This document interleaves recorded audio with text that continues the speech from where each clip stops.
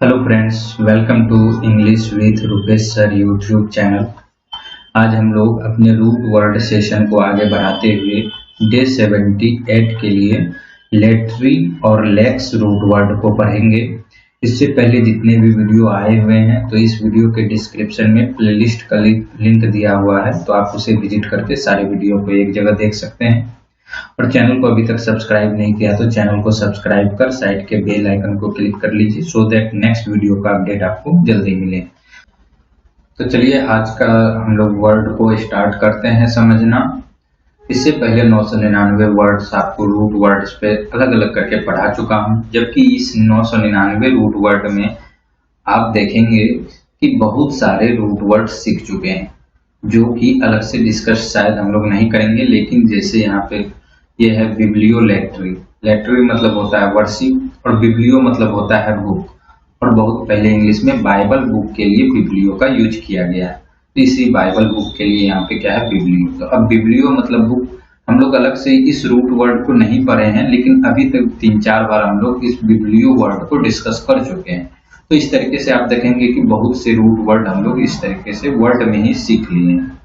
तो worship of the Bible, उस Bible का वर्शिप करना क्या कहलाता है, बिब्लियोलेट्री। अभी बहुत सारे वर्ड आपको ऐसे मिलेंगे, हर जगह लेट्री लगा हुआ है, और इस वर्ड को अगर उसके प्रीफिक्स वाले वर्ड को आप याद रखेंगे तो आपको पूरे वर्ड का मीनिंग आपको अच्छे से मालूम होगा। नेक्स्ट वर्ड है डेमोनोलेट्री। तो डेमन जो है राक्षस के लिए, भूत पिशाच वगैरह के लिए आता है।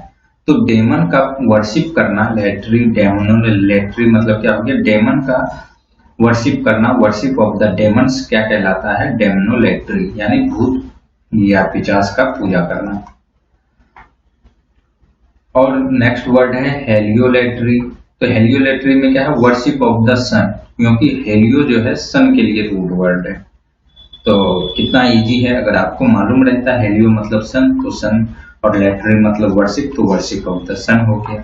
इसी तरीके से आइकनोलेट्री, आइकन किसके लिए आता है, इमेजेस के लिए रूट वर्ड में आइकन यूज किया जाता है। तो आइकन्स हम लोग अब बोलचाल में भी देख सुनते होंगे, कई लोग यूज करते हैं। जैसे मोबाइल में अलग अलग ऐप का आइकन अलग अलग बना है, तो एक्चुअल में वो क्या है, उस ऐप के लिए इमेज ही तो है, तो उसको हम लोग क्या बोलते हैं, आइकन। तो आइकनोलेट्री में क्या करते हैं हम लोग, इमेजेस और आइकन्स का पूजा करते हैं। तो वर्शिप ऑफ द आइकन्स और इमेजेस क्या कहलाता है, आइकनोलेट्री। नेक्स्ट वर्ड है आइडोलेट्री। आइडल जो है ये प्रतिमा मूर्ति वगैरह के लिए आता है, और लेट्री मतलब क्या हो गया, वर्शिप। तो the practice of worshipping statue as gods, यानी कि प्रतिमा स्टेच्यू बनाकर भगवान का पूजा करना, गॉड्स का पूजा करना क्या कहलाता है, आइडोलेट्री। तो आई होप फ्रेंड्स यहाँ से आप इन वर्ड्स को आप समझे हैं। कहीं दिक्कत हो तो आप कमेंट्स में जरूर बताइए।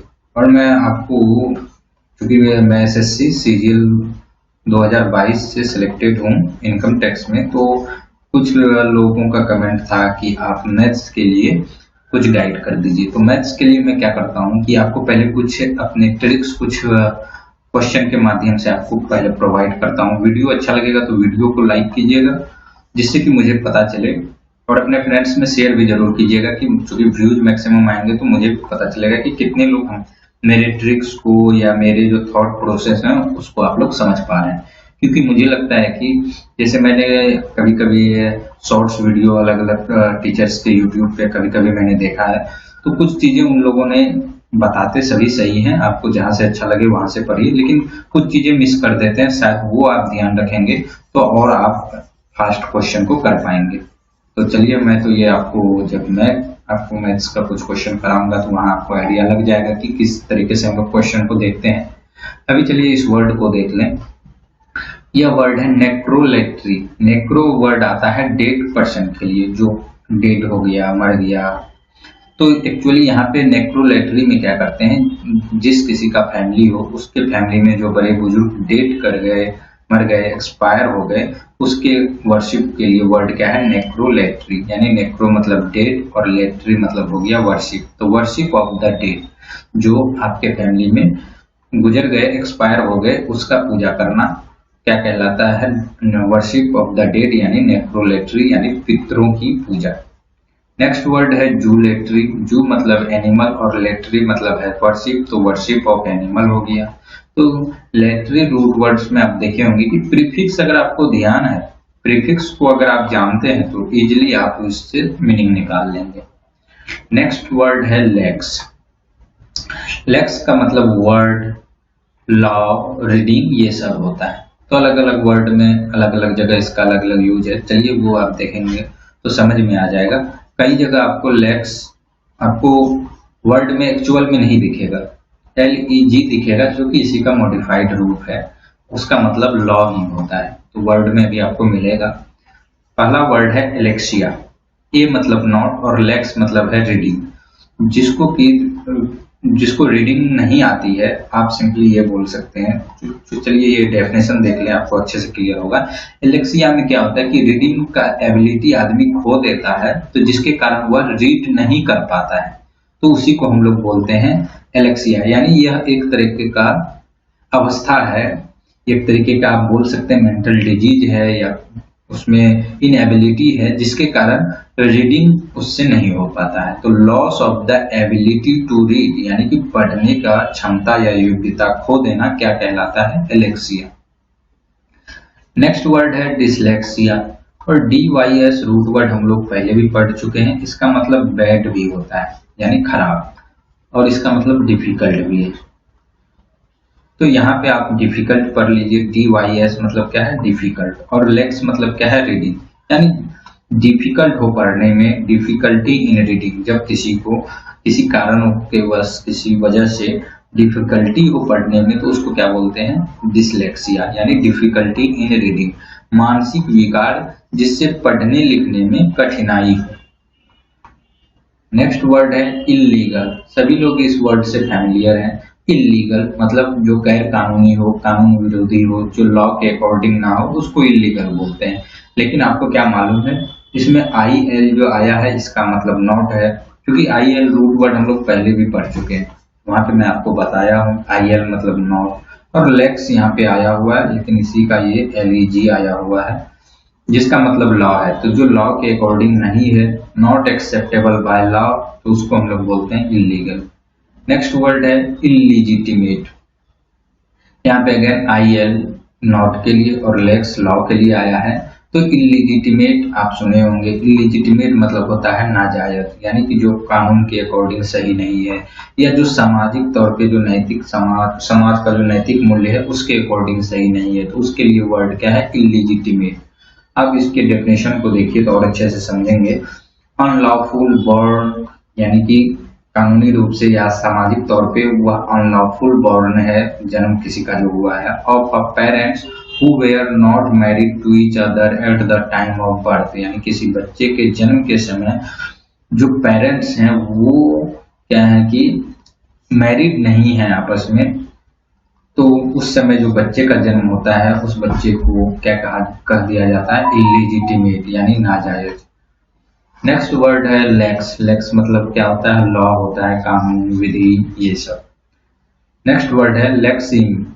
लेक्सिंग यहाँ पे अगेन वर्ड LEX आया जिसका मतलब वर्ड है, और EME स्ट्रक्चरल यूनिट के लिए आता है। तो वर्ड का जो स्ट्रक्चरल यूनिट है किसी भी वर्ड का, जो कि एक मीनिंग देता है कि हर किसी भी लैंग्वेज में हो, अलग अलग तरीके के सब लैंग्वेज में वर्ड है।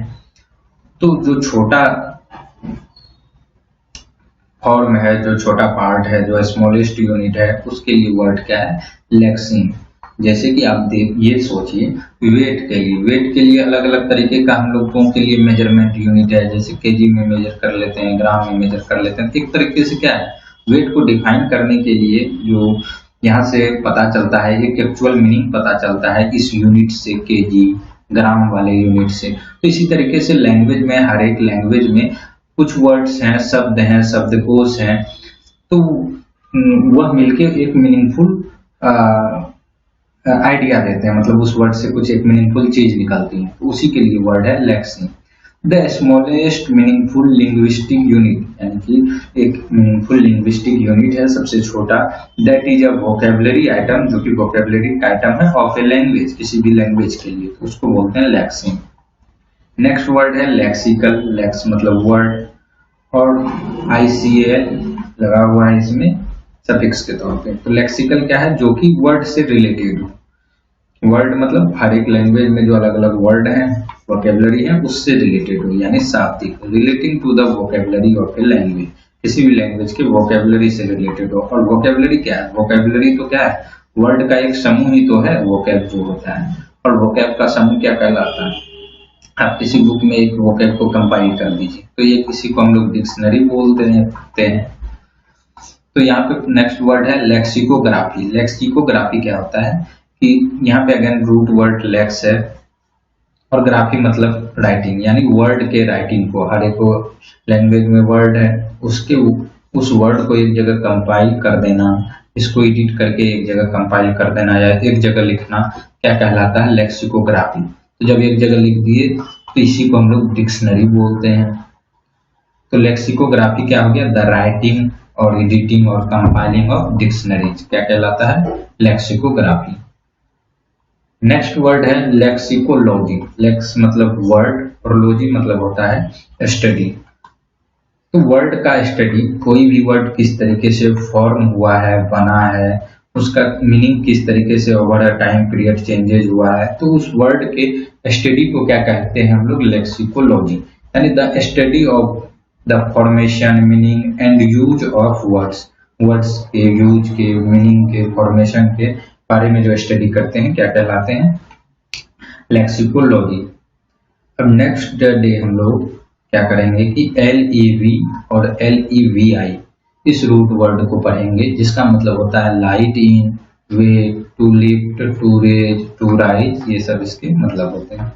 तो मिलते हैं नेक्स्ट वीडियो में फ्रेंड्स, तब तक के लिए गुड बाय। वीडियो अच्छा लगे तो वीडियो को जरूर लाइक कर दीजिए।